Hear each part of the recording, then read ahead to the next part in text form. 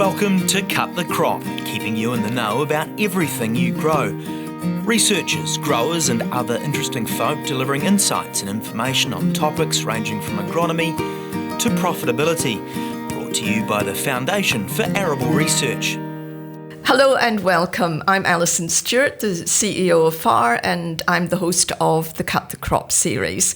Today I have Diana Mathers with me, the FAR Farm Systems expert, and she's going to be talking about nitrogen. We know that nitrogen is a crucial input for farmers to drive productivity, but we really want to get down to the nitty-gritty of understanding the nitrogen cycle and how that understanding will help growers better utilise nitrogen. Hello, Di. Thanks, Alison. Okay, so let's start off with a sort of big picture question around sustainability. Do you think that growers can be sustainable and still optimise productivity?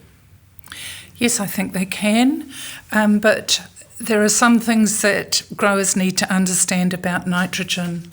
And one first key point is that nitrogen is a key nutrient for the crop, and farmers need to get it right, especially if they're going for highly productive yields. There's nothing wrong with going for highly productive yields, it's all good, but managing the nitrogen can be quite challenging.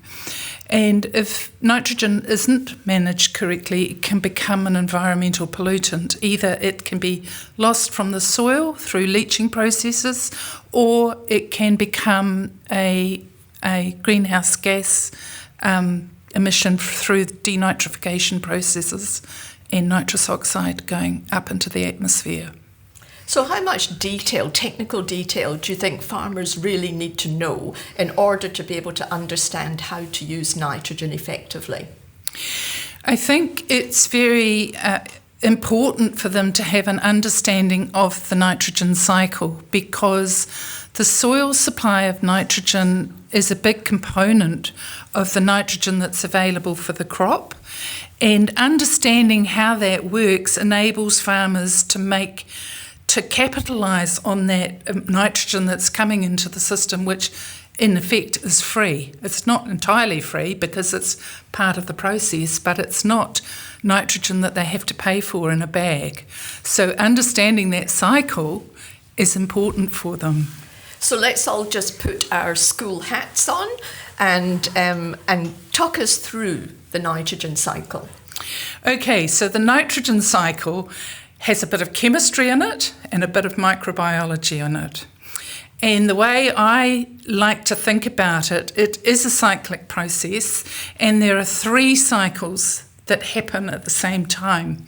And if we peel them apart and think about the 3 distinct cycles, we can have a bit of understanding. So the first cycle is what's known as the elemental cycle, and that's called that because it's relating to the fact that there are components of the cycle that take nitrogen out of the atmosphere as a gas and move it through a plant process and into the soil and then back around. And that is how legumes work. So they're part of the elemental cycle. So what a legume does, it has a symbiotic relationship with rhizobia, which is a microorganism, bacteria, that makes its home in the nodules of the plant. And that symbiotic relationship enables the legume plant to access nitrogen from the atmosphere for its own purposes.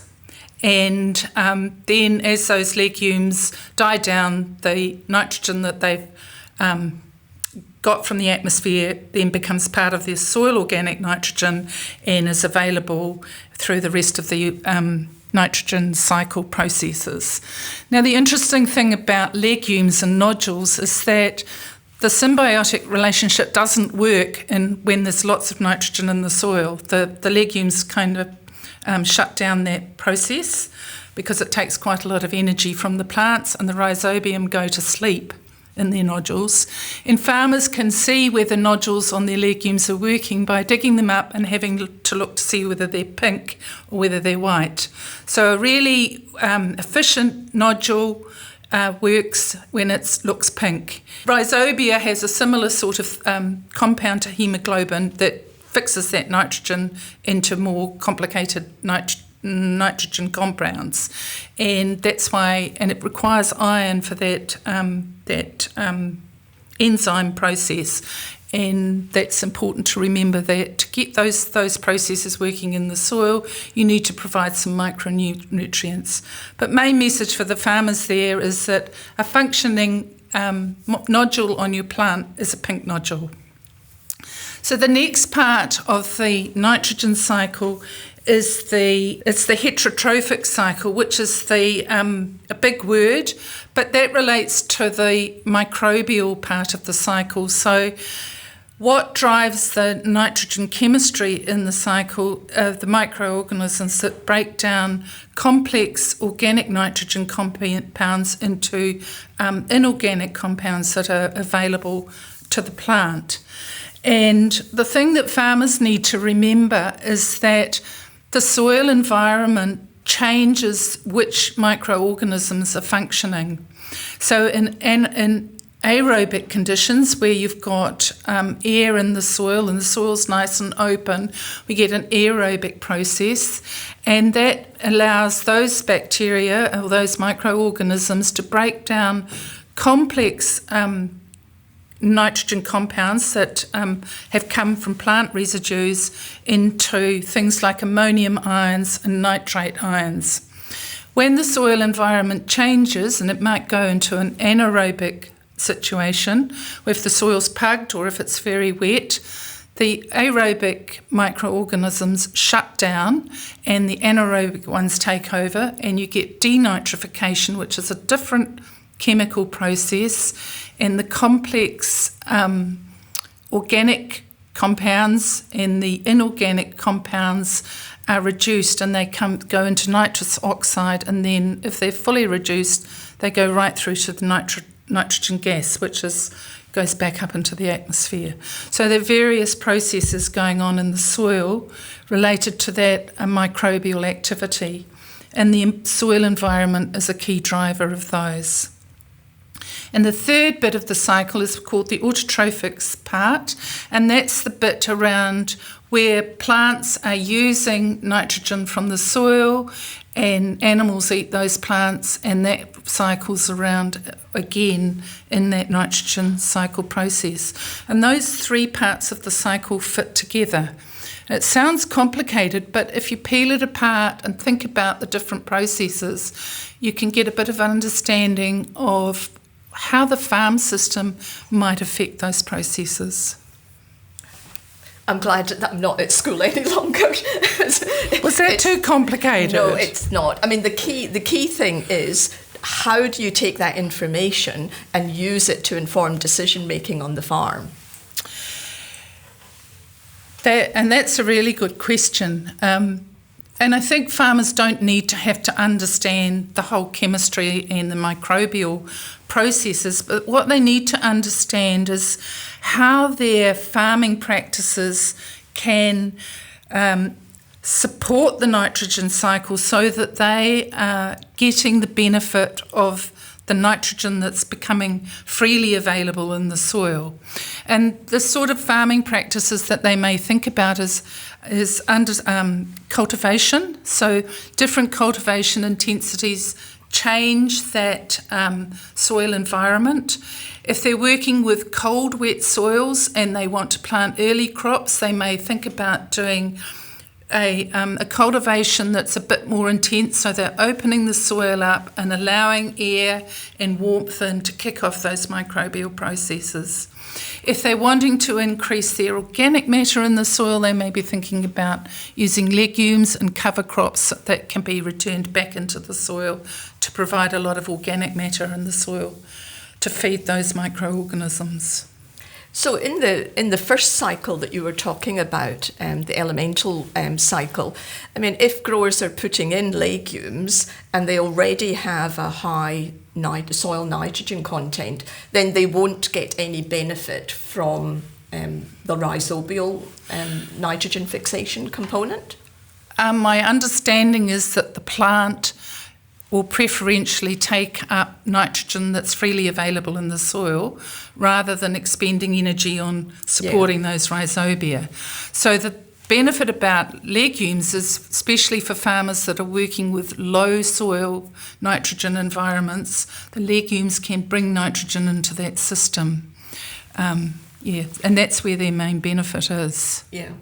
So how do farmers work out how much nitrogen they've got in the soil? I mean, there are, as we know, lots of different soil tests out there, and we're not going to necessarily talk about the detail of those soil tests, but the growers should know how much nitrogen is in the soil at any stage of their cropping cycle. Yes, that's right, because now we are so conscious about managing nitrogen so that it's not being lost to the environment. We need to know what period or what time in the cropping rotation is nitrogen going to be required, when's the plant going to have the biggest demand for it, and then at those points we need to actually work out how much nitrogen's in the soil. So what a farmer might do in the spring, there are two sorts of nitrogen tests that they can do. They can do what's called an anaerobically mineralizable nitrogen test, which is a test that predicts how much nitrogen will become available over, say, a 6-month period. And so what it's testing is how much organic matter is in the soil, and it tries to predict how that nitrogen will become available. So farmers at the start of the season might do that, and that gives them a bit of a bank balance of this is what the likely soil supply is. And then as they go into different parts of the rotation, so say at planting or when they're doing a side dressing decision, they may do a test called a mineralizable nitrogen test, which is looking at what's here now in nitrate and ammonium in the soil. So it's what's immediately available to the plant. And that's just a snapshot of what's happening in the soil right now. So a farmer that's trying to manage nitrogen for his crop would consider when are my main points when I need to put on nitrogen, and he may or may not choose to do mineralene tests just to see what's there in the soil.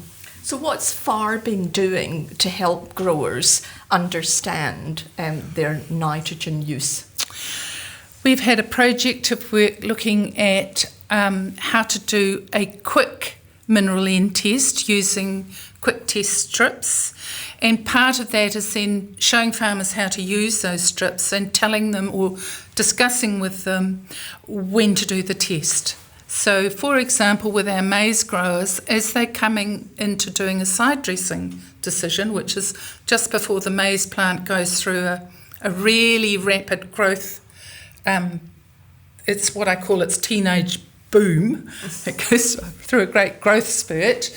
The plant at that time will need a lot of nitrogen, and it's important for the farmer to maybe know, have I got enough nitrogen in my soil? So just before he makes that side dressing decision, it's useful for him to do a mineralene test and look to see how much nitrogen is in the soil.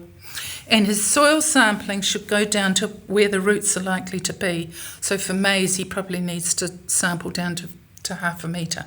So that's where the roots will be accessing that nitrogen.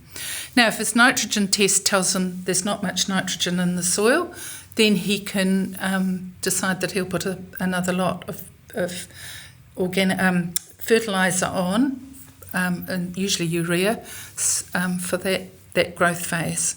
If there's a lot of nitrogen in the soil, he could then decide, well, actually, I don't need to put any on. I've got enough there. So how common within the industry do you think it is that growers are actively monitoring and managing their nitrogen input? Is this mainstream now, or is it still something that the growers are learning? I think it's still something that many growers are learning. I think where it's become mainstream is in the regions where the regional rules have put a limit on nitrogen losses. So farmers are farming to a limit, and they're being much more careful about their fertiliser decisions trying to really work out, do I need to add any more, or is my soil going to see me through that to the end of that crop? So do you think that there is an opportunity if we can, sort of encourage the use of these nitrogen tests, get most of the growers, utilising the tests, understanding what their existing nitrogen levels in the soil are, managing their nitrogen inputs more efficiently? Do you think there is an opportunity to reduce overall the amount of nitrogen fertiliser that's used in arable cropping? Possibly. That's a bit of a tentative answer. I think that many of our farmers have already developed what I would call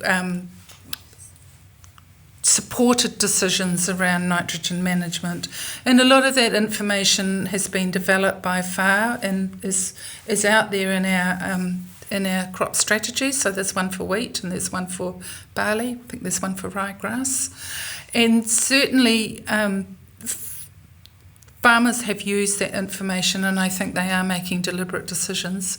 There are some that maybe aren't quite there, but the challenge coming into the future is that we as a sector are going to have to demonstrate that we are mitigating greenhouse gas emissions, and nitrogen management is probably the main way we have of being able to show that we're doing our bit for the New Zealand greenhouse gas emission challenge. So farmers, as long as they can put their hands on their hearts and show that, yes, my nitrogen decision is an informed decision, then I think we're in a really good position. So coming back to that first sort of question that we discussed around sustainability and productivity, you're feeling positive that we should be able to illustrate that we are working in a very sustainable manner, but we're not having to sacrifice yield in order to achieve that? I am, and I think it's very important that we don't sacrifice yield. I think we need to not push productivity, but we need to ensure that our farmers can have productive crops, and providing them with the tools for managing nitrogen is one way of doing that. We don't want to waste nitrogen, but we don't want to also deprive a crop that's on the road to doing a really good yield. And of course, nitrogen's not the only thing that the growers have to manage when you're talking about nutrients. I mean, it is the whole balance of NPK, and I guess that's a discussion for another day. Is there anything else that you would like to say? Any quick tips for the growers around nitrogen, understanding nitrogen and using it most effectively? I think understanding the nitrogen cycle, although it sounded complicated, is important because the soil supply can be quite large. And there are certain points in the rotation where a lot of nitrogen is going to come into the system. So, for example, if you've come out of long-term pasture, lots of nitrogen comes into that system. And we've shown with our maize crops, you don't actually have to put any nitrogen on. So that's a free thing. If you've been doing like intensive dairy grazing over winter, there's a lot of nitrogen maybe still in the system, if it hasn't all gone upwards. So for farmers to have just an understanding about that soil supply enables them to capitalise on that before they go out and buy bags of fertiliser. Yeah, which makes financial sense. Makes financial sense. And at the same time, hopefully it will create an environmental benefit. So with respect to FAR, what are we doing over the next couple of years to support, this raised awareness? Well, I think we're going back to doing Nitrogen 101 with our farmers just to make sure that they do understand these processes. They understand what tools are out there to enable them to make informed decisions. They understand how to estimate what yields they're going to get and maybe the things that will constrain those yields. And as you said before, it's not always nutrients. It may be water, or it may be just that we've got a dull, wet summer. So it's not getting, the crop's not getting as much sunlight. So I think the thing around managing nitrogen, it's a dynamic process, and farmers actually can't just plant their crop and close the gate and go away. They actually need to be involved with it. And most of our farmers are, so that's really good. Yeah. Okay, thank you very much, Di. I guess a very timely reminder about the importance of understanding the nitrogen cycle and how best to utilise nitrogen to get the best out of it in your crop. So thank you. Thanks, Alison. Okay, and thank you, listeners, and have a great day on the farm. Thanks for tuning in to Cut the Crop, presented to you by FAR. If you'd like to know more about any of the topics discussed or have any suggestions for future topics, go to www.cutthecrop.co.nz.